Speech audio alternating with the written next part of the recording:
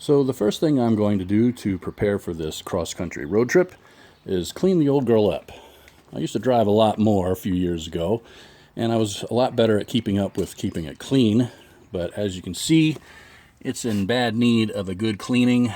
Carpets, dust, wipe down all the trim panels. Nobody wants to spend hours and hours in a car that doesn't smell fresh, that isn't clean. And so, pro tip, put dryer sheets underneath your front seats. It'll help the car stay smelling fresh, and especially in the summer months, the heat in the car when it's out in the sun will help activate the dryer sheets and make it smell good, which is very handy when you've got an 8-year-old whose sole purpose is to make your car smell like farts. Starting mileage for the trip was 594,062 miles, and our first stop was Rock Springs, Wyoming. Of course, we did stop in Ogden, Utah to grab some In-N-Out before heading out the next day to Lincoln, Nebraska. Not going to lie, kind of a boring drive, but we did stop in Ogallala to see Front Street in all its glory. Next stop was Paducah, Kentucky, and along the way we stopped in Metropolis, yes, that's a real town, to see the giant Superman statue. They had a neat little gift shop there too, and this stop's good for about an hour. Then it was off to Hotlanta. This was a pretty drive actually, and along the way we stopped in Manchester, Tennessee to try out Jiffy Burger. Excellent burger, cool little place, worth the stop. So far on the trip, 0 car issues, and we spent a few days in Georgia visiting friends, and while we were out there, came across this giant KFC chicken thing and thought it was weird, but not weird enough to prepare us for the Chattanooga Aquarium.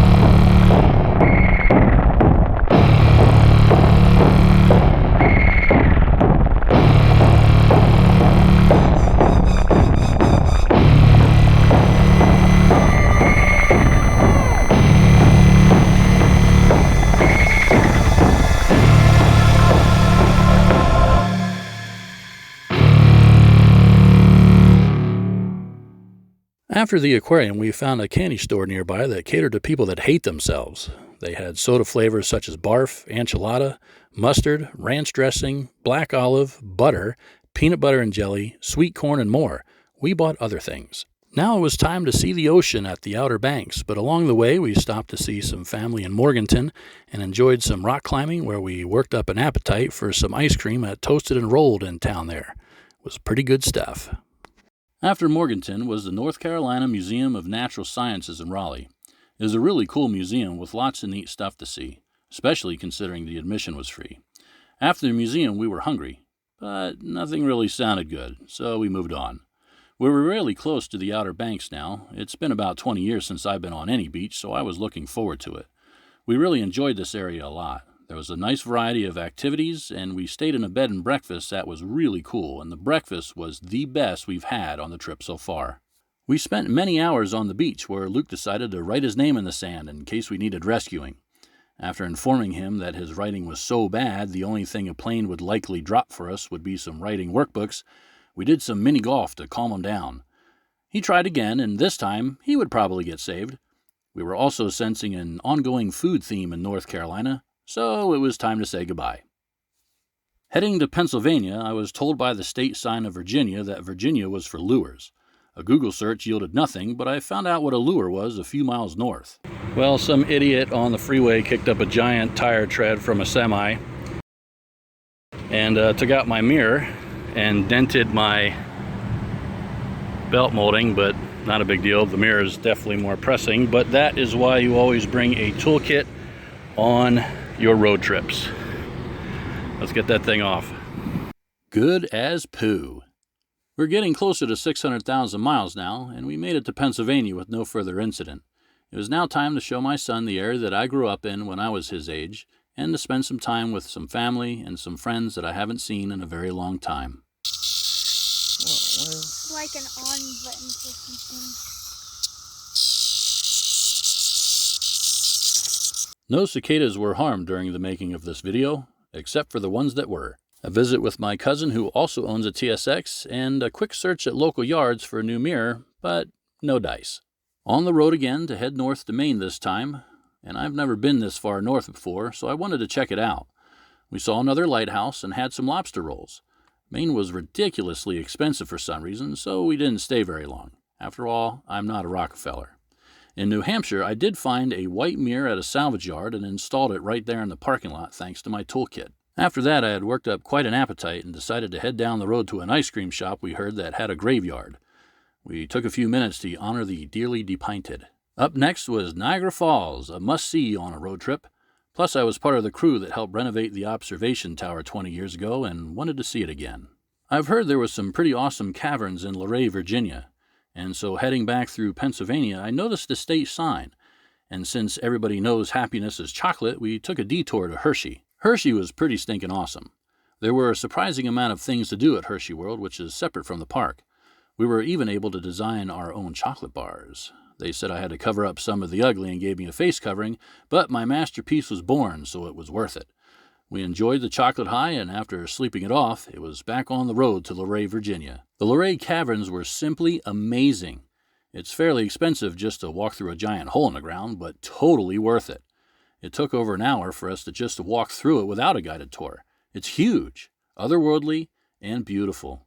I could do a whole video with the 250 pictures we took of this place alone. Included in the ticket price was a small antique car museum that had some amazing old cars, from horse-drawn sleighs to 1928 Mercedes-Benz Type S touring wagons. And then in Mississippi, it finally happened. Bam!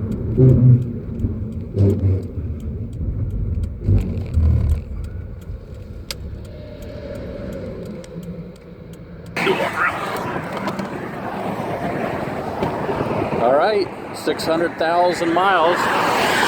Just rolled it on Interstate I-20, about 20-30 miles west of Jackson, Mississippi. Not sure exactly what town I'm in right now. I'll have to look that out later. But here we go. Started in Idaho, been on a cross-country road trip for about a month now. Still have about a week or so to go. But awesome, awesome, awesome. Everybody who's followed along, I appreciate it. Everybody who wants to follow along, it's TSX Travels on Instagram and Facebook.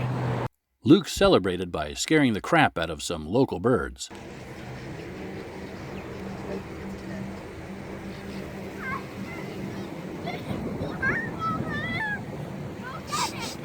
Next stop was Las Cruces, New Mexico, to visit my friend Jason, where he let me drive his Tesla. It's the first time I've ever driven a Tesla, and it was definitely a different experience. We also stayed at the coolest Ramada I've ever seen. Next stop was Scottsdale, Arizona, because no Acura enthusiast can resist the Hughie Museum of Acura. His garage is definitely one of a kind, and I was able to park inside during our visit. This guy changes out cars like I do shirts, bless his heart. He recently added an S2000 to the mix, and he even let Luke drive one of his older models around the block. Up next was a gigantic hole in the ground known as the Grand Canyon. I've been here before myself, but the rest of the family had not.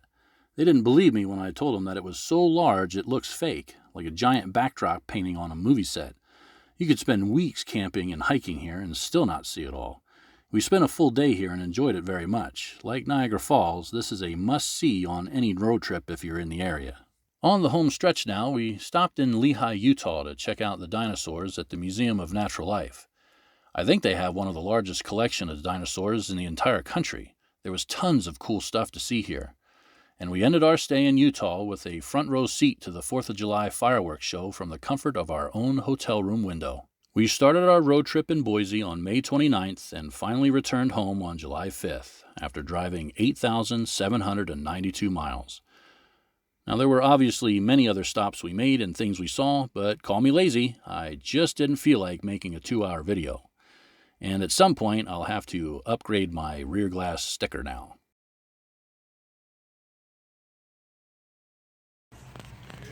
Luke, wake up. Wake up, man. There he is. Wakey, wakey, man. Wakey, wakey. Time to get up, man. Time to get up. Wee.